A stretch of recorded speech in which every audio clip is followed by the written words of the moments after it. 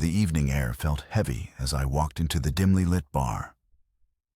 It wasn't a place I usually went to, but something about tonight made me restless. Rachel had been acting strange for weeks. Distant, guarded, almost like she was carrying some invisible burden.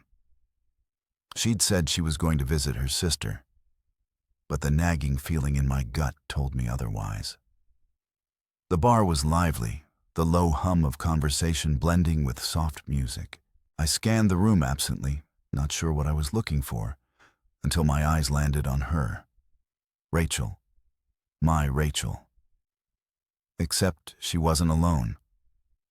There she was, sitting in a corner booth, leaning in close to a man I didn't recognize. Their heads were bent together, and she was laughing in a way I hadn't seen in years, not the polite chuckle she gave me at home, but a full, genuine laugh. Her hand rested on his arm, and the way he looked at her made my blood run cold. For a moment, I stood frozen. It felt like the ground beneath me had cracked open, leaving me suspended over an abyss. My heart hammered in my chest, every beat louder than the last. I wanted to look away, convince myself this wasn't real, but I couldn't. It was like watching a car crash in slow motion, horrifying and impossible to ignore. I forced myself to move closer, my footsteps heavy and deliberate. She didn't notice me at first, too absorbed in him, in whatever world they'd created together in that booth. As I approached, I heard snippets of their conversation. "I can't believe you actually did it," the man said, grinning. "Well, it wasn't that hard," Rachel replied, twirling her hair. My chest felt like it was caving in, but I refused to let her see me break. Not here, not now. As I stepped out into the cool night air, the weight of what had just happened hit me all at once. My marriage was over, and the woman I thought I knew had shattered every ounce of trust one had in her. But this wasn't the end. Not yet. Because now I had questions, and I was going to get answers, whether Rachel liked it or not. I didn't go home that night. Instead, I drove aimlessly through the city, trying to piece together the shattered fragments of my life. Street lights blurred into streaks as I gripped the steering wheel, my knuckles white. My mind replayed the scene in the bar over and over again. Each loop more painful than the last. Her laughter, his smug grin, her hand on his arm. Eventually, I parked in an empty lot by the river. The water was still, a perfect mirror for the chaos inside me. I leaned back in my seat, staring at the ceiling of the car, and tried to make sense of it all. How long had this been going on? Who was he? And why? The questions kept coming, each one heavier than the last. But there were no answers, only a growing void. Morning came before I realized it. My phone buzzed on the passenger seat, and I glanced at the screen. It was Rachel. The sight of her name made my stomach twist. I let it ring, then checked the messages she'd left. "Brandon, please let me explain. Come home, we can talk about this. It's not what you think. Please answer me." I deleted them without replying. Talking wasn't going to fix this. She'd crossed a line, and no amount of excuses could undo what I saw or heard. By mid-morning, I finally returned home. The house was quiet, eerily so. Rachel wasn't there, which was a relief. I didn't want to see her yet. Instead, I went straight to our bedroom, searching for anything that might give me answers. If she had been lying to me, there had to be proof somewhere. Her dresser was the first place I checked. At first, everything seemed normal. Neatly folded clothes, jewelry in its usual place. But then, at the back of one drawer, I found something that made my heart drop. A small, crumpled receipt from a hotel downtown. The date was just a week ago, and the room was booked for 2 people. I clenched the paper in my hand, anger bubbling up inside me. A week ago, she had looked me in the eye, kissed me goodbye, and told me she had a late work meeting. I'd believed her without question. How many more lies had she told? Determined to dig deeper, I opened her laptop. It was password protected. But Rachel wasn't exactly creative. After a couple of tries, I got in.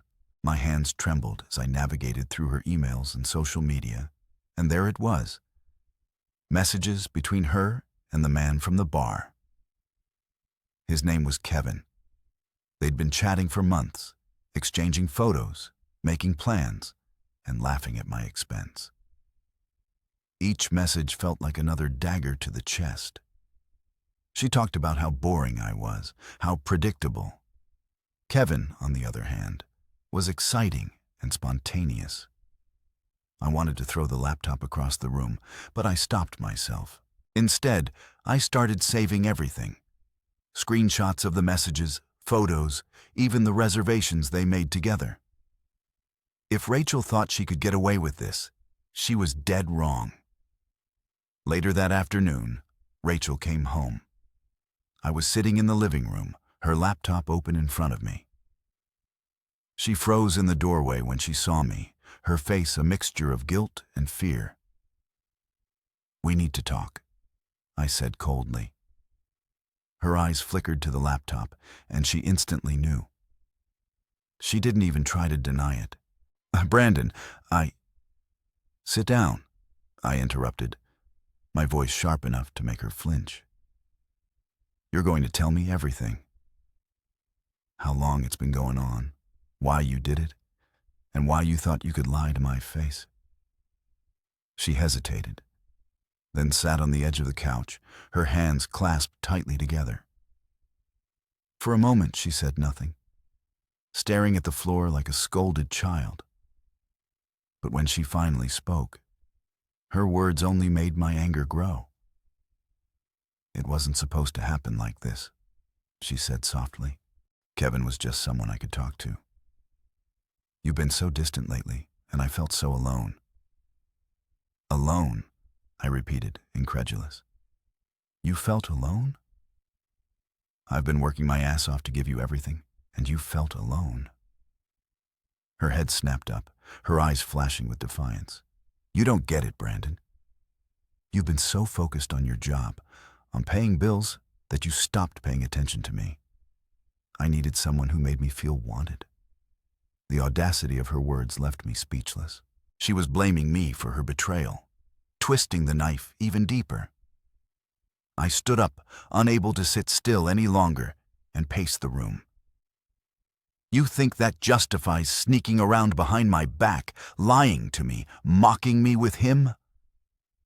I pointed toward the door, as if Kevin himself was standing there. "Do you even hear yourself?" She opened her mouth to respond, but I didn't give her the chance. "I'm done, Rachel. I'm done being the idiot who trusts you. Pack your things. I want you out of this house by the end of the day."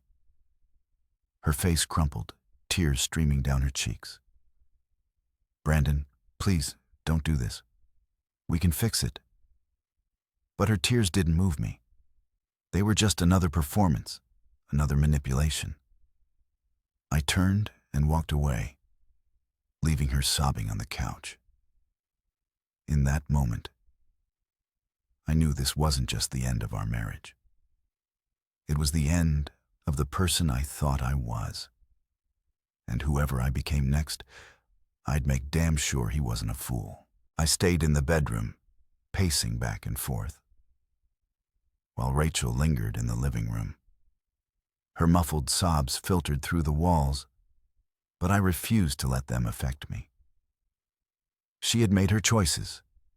Now it was time for her to face the consequences. After what felt like an eternity, I heard her footsteps approaching the door. She peeked inside cautiously, her face streaked with tears. "Brandon, please, can we at least talk about this?" I stared at her, feeling nothing but a hollow ache in my chest. "You want to talk? Fine. Start with why you lied to me for months." She hesitated, her lip trembling. I didn't mean for it to get this far. Kevin was just a distraction at first. A distraction? I barked, my voice rising. Is that what you call sneaking off to hotels and laughing at me behind my back? A distraction? Her silence was deafening. She didn't deny it. She couldn't. I grabbed my phone, pulled up the screenshots of her messages with Kevin, and shoved it in her face. This is who you've been talking to while I was working late, isn't it? Her eyes widened as she scanned the messages, and then she broke down completely. Brandon, I was wrong. I know I was wrong, but I didn't want to lose you. You didn't want to lose me. I cut her off, laughing bitterly. You lost me the moment you decided he was worth more than your vows. You didn't just betray me, Rachel. You destroyed us. She fell silent, her tears falling freely now. For the first time, I saw genuine fear in her eyes, not just for losing the marriage, but for losing control. Rachel always loved control, and now she was watching it slip away. I want you gone, I said firmly. Pack your things, take whatever you need, but leave. I'll send you the divorce papers. Her sobs grew louder as she begged. But I turned my back on her. I didn't have any more energy to give her. Whatever came next, she was on her own. Rachel left that night, though not without more drama. She packed her things slowly, dragging it out as if hoping I'd change my mind. But I stayed firm, standing in the doorway as she carried suitcase after suitcase to her car. I hope you're happy with him, I said coldly as she loaded the last bag.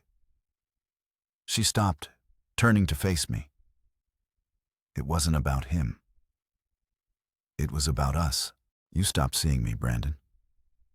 I shook my head, disgusted by her attempts to shift the blame. No, Rachel. You stopped seeing me when you decided your distraction was worth more than your husband. She had no response to that. She just stood there, staring at me with a mixture of regret and resentment, before finally getting into her car and driving off. The sight of her taillights disappearing into the night should have felt like closure. But it didn't. It felt like the beginning of a storm I wasn't ready for. I walked back inside the house, now eerily quiet. Everywhere I looked, I saw reminders of her. Her favorite blanket draped over the couch, the mug she always used in the kitchen. But those reminders were tainted now, their meaning twisted by her betrayal. I spent the rest of the night clearing out every trace of her. Her photos, her clothes, her stupid little decorations. I stuffed it all into boxes and shoved them into the garage. By the time I was done, the house felt emptier, but I felt lighter. For the first time in weeks, I could breathe. As I collapsed onto the couch, my phone buzzed. It was a message from an unknown number. I hesitated before opening it, and when I did, my stomach dropped. The text from Kevin read, "Hey, Brand, we need to talk. You don't know the full story." My jaw clenched as I stared at the screen. The audacity of this man. The one who had sat in a bar with my wife, laughing at me like I was some kind of punchline, now wanting to clear the air. I debated ignoring him, but curiosity got the better of me. If there was more to the story, I wanted to hear it. Not for his sake, but for mine. "Say what you need to say," I replied, my fingers trembling as I typed. The response came almost instantly. "Not over text. Meet me tomorrow. I'll explain everything." I hesitated. Meeting him felt like stepping into enemy territory. But something told me I needed to do this. I needed answers. "Where and when?" I texted back. He sent me the address of a diner across town, followed by a time, noon.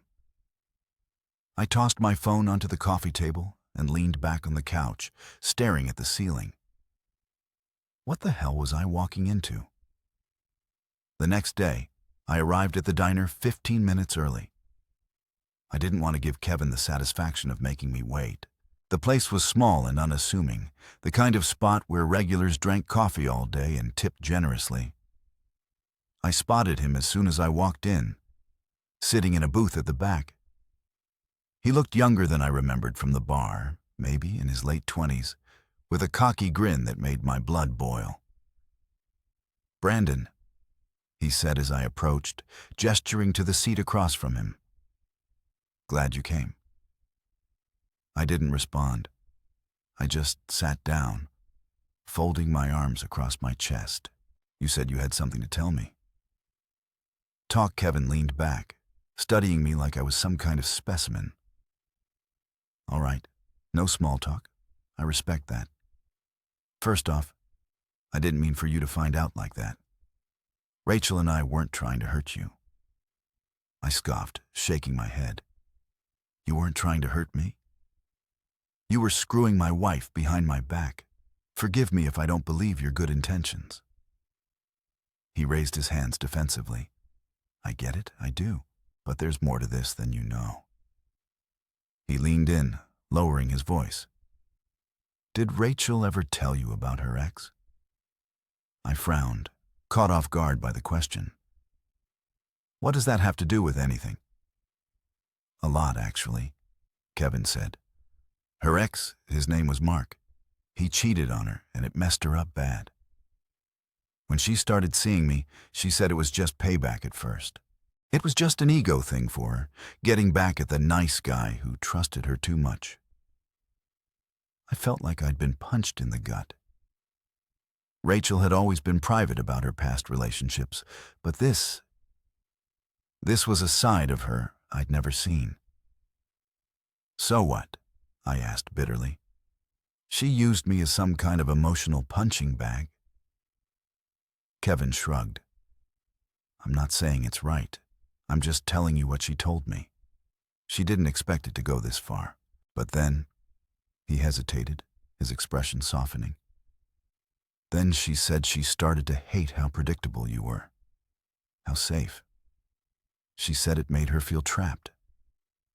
I clenched my fists under the table, struggling to keep my composure. "And you?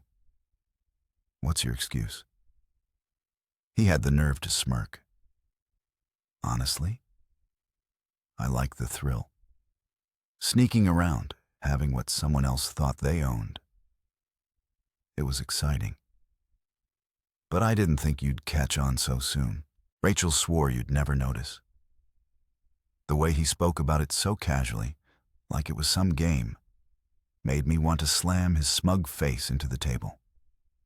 But I took a deep breath, forcing myself to stay calm. "Why are you telling me this now?" I asked. "What's in it for you?" Kevin's grin faded. For the first time, he looked uncomfortable. "Because Rachel's not who you think she is.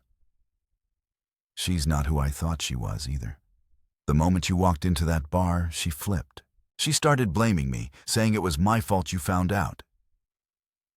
"Are you telling me you two are done?" I asked, raising an eyebrow. He nodded slowly. "Yeah. She kicked me to the curb right after you left. Said she didn't need the drama. She used me, man, just like she used you." I leaned back in my seat, letting his words sink in. Rachel had betrayed me, humiliated me, and now it seemed she'd done the same to him. But while Kevin might have been her plaything, I was the one who had built a life with her. I was the one who had trusted her. Kevin glanced at his watch, then slid out of the booth. "I've said what I needed to say. You do whatever you want with it." He paused, looking down at me with a hint of something resembling regret. "For what it's worth. I'm sorry." And just like that, he was gone, leaving me alone with my thoughts. I stared out the window, watching him walk to his car, and wondered what the hell I was supposed to do now. The answers I'd been searching for didn't bring me any peace, only more questions. One thing was clear, though. Rachel wasn't just unfaithful. She was calculated, manipulative, and cruel, and she wasn't going to get away with it. As I drove home from the diner, Kevin's words echoed in my mind. Rachel wasn't just unfaithful. She was manipulative, using everyone around her to suit her needs. It wasn't just betrayal. It was a calculated dismantling of trust, and I wasn't about to let her walk away unscathed. When I got home, the house was quiet. Rachel was gone, her things packed up just as I demanded. But the emptiness felt more like a relief than a loss. I poured myself a drink, sat at the kitchen table, and opened my laptop. If Rachel had been this deceptive, there had to be more hidden beneath the surface. I started combing through her email and social media accounts again, looking for anything I might have missed. It didn't take long to find something. An email chain with her friend Carla, dated months back. Carla had always been Rachel's confidant, the one she vented to when things got rough. But these emails weren't about venting. They were planning. One subject line read, "How to handle Brandon if he finds out." My heart raced as I clicked it open. The email was chilling in its casual tone. Rachel had laid out strategies for deflecting blame, manipulating my emotions, and spinning the story to make herself look like the victim. Carla's replies were just as complicit, full of advice on how to twist the narrative. I sat there, stunned, scrolling through months of correspondence. They laughed about how naive I was, how easy it was to keep me in the dark. Rachel even joked about using the money from my savings to cover her distractions. It wasn't just Kevin. There were other men, hotel receipts, messages, and even a set of photos she'd sent to someone else. My hand shook as I saved every piece of evidence to a folder. If Rachel thought she could destroy my life and walk away unscathed, she was in for a rude awakening. But I wasn't just going to confront her. No, that would be too easy. I needed a plan, one that would expose her lies to everyone she'd manipulated, humiliated, and used. The next day, I made a few calls. First to a lawyer, then to a private investigator I'd found online. If Rachel had spent months weaving a web of deceit, I was going to unravel it, thread by thread. The lawyer assured me I had a strong case for divorce, especially with the evidence I'd collected. As for the investigator, his job was simple: track down anything I might have missed. I wanted the full picture of Rachel's double life. While waiting for updates, I started putting my own plan into action. Rachel loved her social circle. Friends who adored her, colleagues who admired her, and family who thought she could do no wrong. But none of them knew the real Rachel. That was about to change. I compiled everything, the emails, messages, receipts, photos, into a single document. Then I wrote a letter explaining everything she'd done. No anger, no insults, just cold, hard facts. At the end of the letter, I attached screenshots of her conversations with Carla, her messages to Kevin, and even the hotel receipts. The letter wasn't just for her. It was for everyone. Her friends, her family, her colleagues. I wanted them all to see who she really was. She had built her life on lies, and I was about to pull the rug out from under her. A week later, everything was ready. The investigator had uncovered even more dirt. Financial records showing Rachel had been siphoning money from our joint account into a private one. She wasn't just cheating, she was stealing from me. I sent all of it to my lawyer, who promised it would strengthen my case in court. The night before I planned to send out the letters, Rachel called me. It was the first time we'd spoken since she left. Her voice was soft, almost pleading. "Brandon," she said, "I know I messed up, but can we talk? Just once. I need to explain." I laughed bitterly. "You want to explain? Go ahead. Explain how you've been lying to me, cheating on me, stealing from me. Explain why I should even listen to you." She hesitated, her confidence faltering. "I didn't mean for it to get this bad. I was just unhappy. You weren't there for me, and Kevin, he made me feel alive again." "Alive?" I snapped. "You mean reckless. You mean selfish. Don't pretend this was about anything but you." She started to cry, but I didn't care. Her tears meant nothing to me now.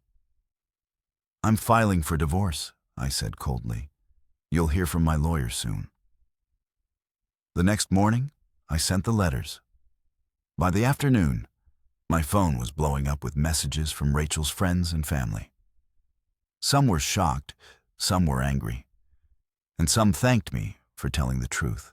Rachel's carefully curated image was crumbling, and there was nothing she could do to stop it.